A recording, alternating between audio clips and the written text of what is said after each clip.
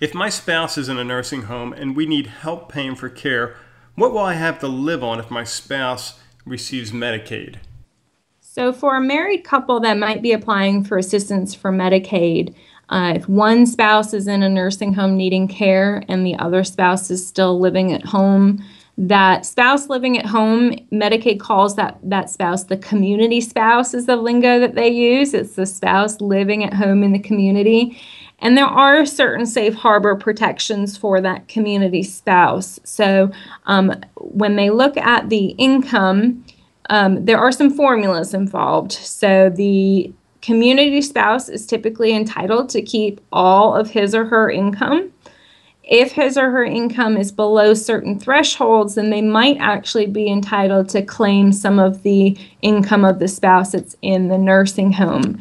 So it is formula based, so I can't always tell people ahead of time exactly what that number is going to be until I have all the information from them. But you can usually assume at a minimum that that community spouse is going to be able to keep about $1,992 a month, but often it is higher than that. It starts to depend on whose income it is, will dictate how much we might be able to keep. There are also sometimes some shelter allowances to go towards living expenses, utilities, things like that. So that's part of that formula that comes into play.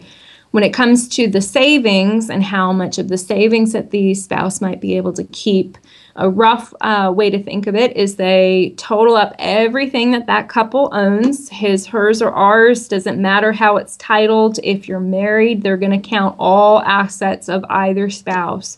They total everything up and they say community spouse can keep half, but no more than $119,220.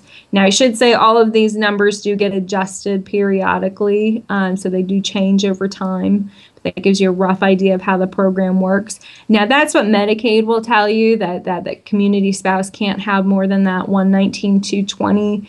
But often through planning, we can preserve more than that. There are some other allowances for things like certain amounts of life insurance or a car, prepaid funeral arrangements, and then there may be through planning things that we can do to preserve more assets for that community spouse. But that gives you an idea of some of the minimums.